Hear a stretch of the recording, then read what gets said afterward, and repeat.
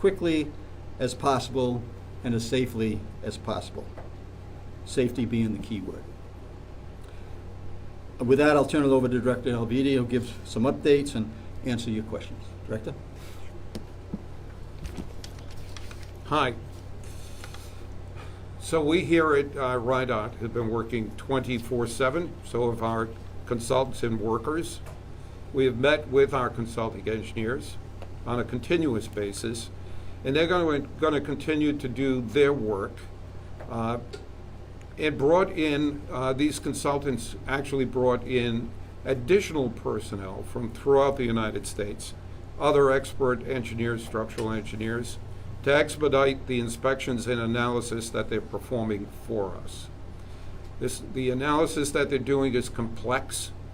It's a rather complex structure, and it takes time for them to do it and to do it right.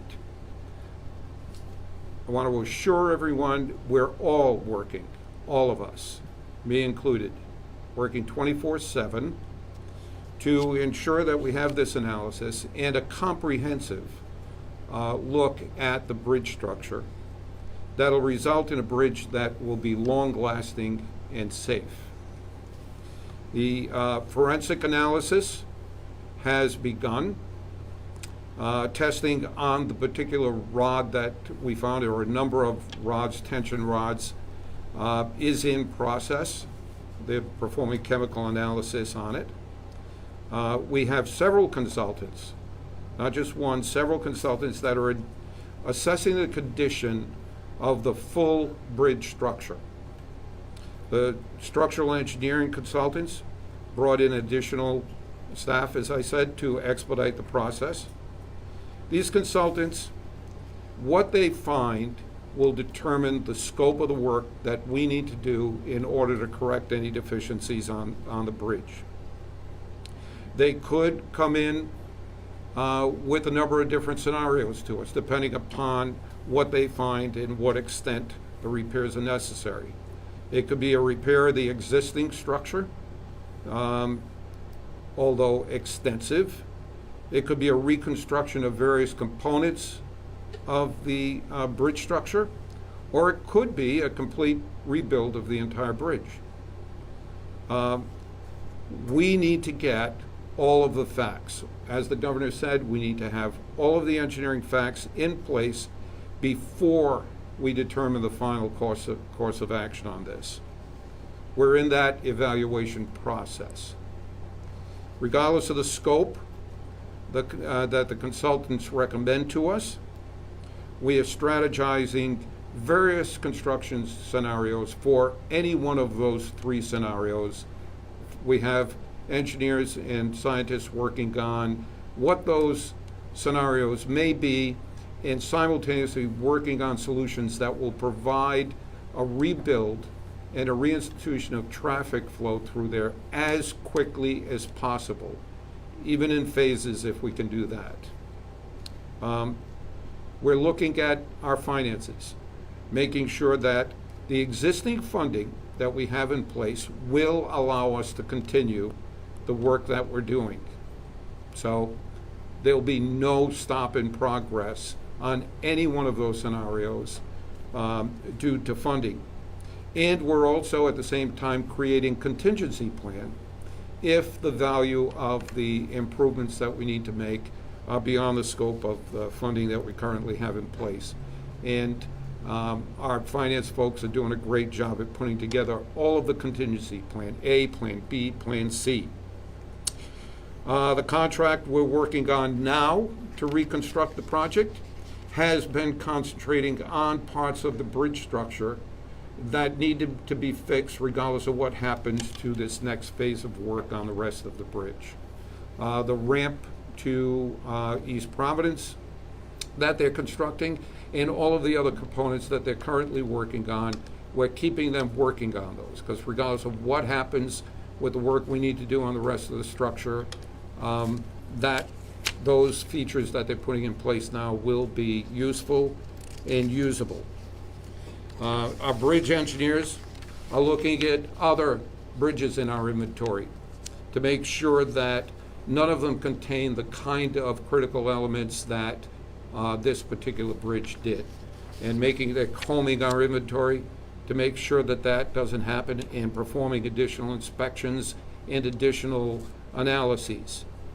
The FHWA, the Federal Highway Administration, has offered, and we accepted, to work with us on all aspects: the inspection, the structural analysis, the funding, and in the development of the scope of work that we're doing. Their engineers are working in concert with our engineers, and they're providing a very vital partnership in this.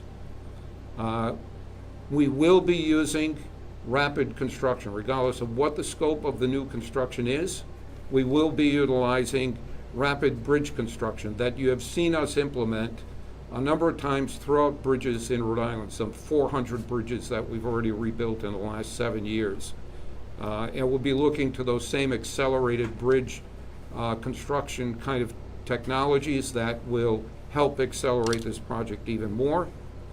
And we're preparing for all the contingencies so that we're giving this project priority over all other projects that we're doing here in Rhode Island, although the progress on all of them will continue.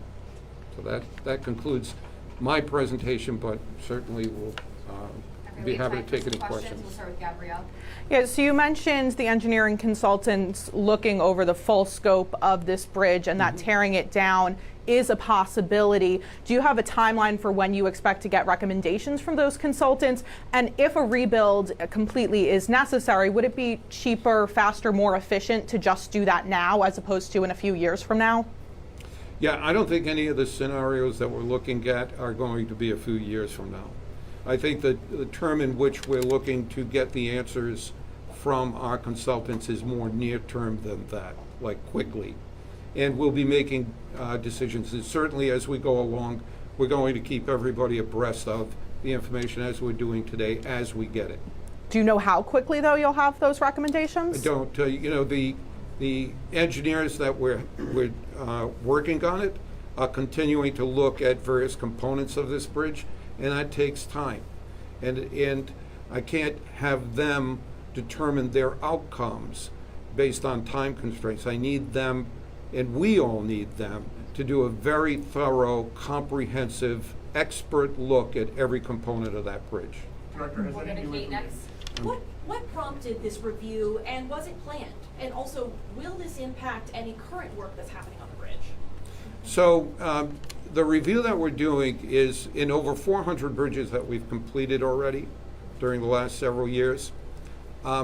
We have done these kinds of reviews a number of times. When you rebuild an existing structure, especially one that was built in 1968, as you do the construction, you tend to uncover some additional kinds of deficiencies.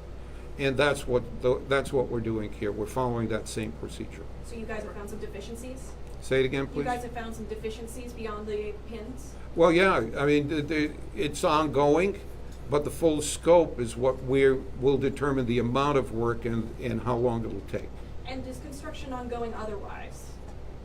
Oh, yes. Yeah, as I said, in the initial phases of this, we're building components of this bridge that we'll be using regardless of how we reconstruct the remaining portion of it. Patrick? Director, two-part question. One, it sounds from like what you're saying that as inspectors have gotten in there, and the engineers have gotten in there and looked at the components of this bridge, they've found things that appear worse than initially we thought a month ago when we were first in this room. So what did you say, if that is accurate, that they have found it, that the condition is worse than you thought? And then two, if a full reconstruction is needed, what's the time frame on how long that would take? Yeah, so I'm not going to speculate on the scope of additional deficiencies that they found until we have their complete report in. I think we owe it to them and we owe it to the public to report on things that we know rather than the things we speculate. And likewise with the schedule, depending upon the scope of deficiency that they find, that will determine how long it's going to take to rebuild.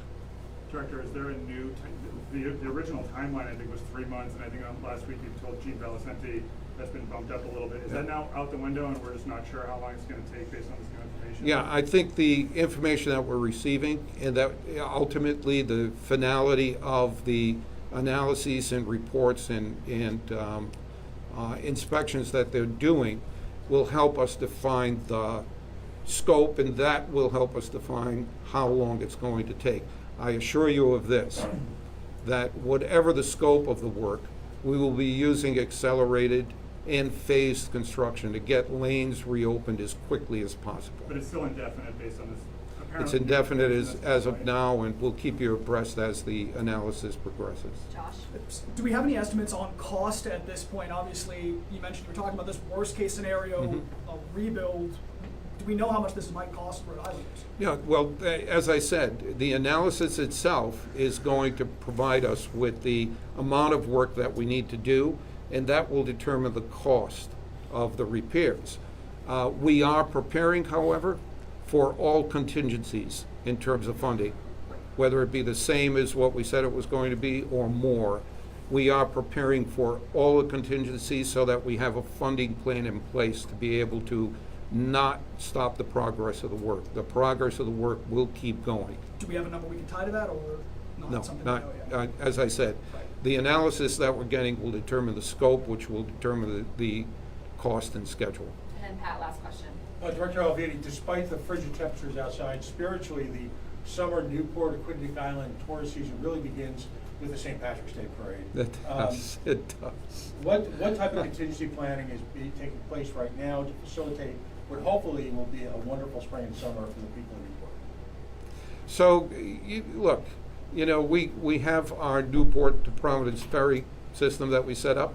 We're going to continue that service. I assure you that is a very successful service to get people back and forth between the capital city and Newport and back to the capital city.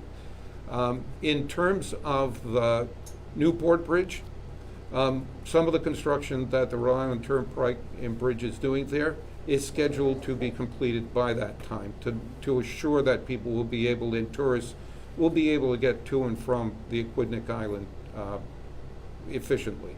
What, Any talk testing, quick the follow-up, testing any on, talk of reestablishing alternative ferries or whatever to the East Bay, Bristol, No. Warren No, we're not. for the summer? No. all right, thank you guys. The testing on the pins, what exactly are you guys trying to find out?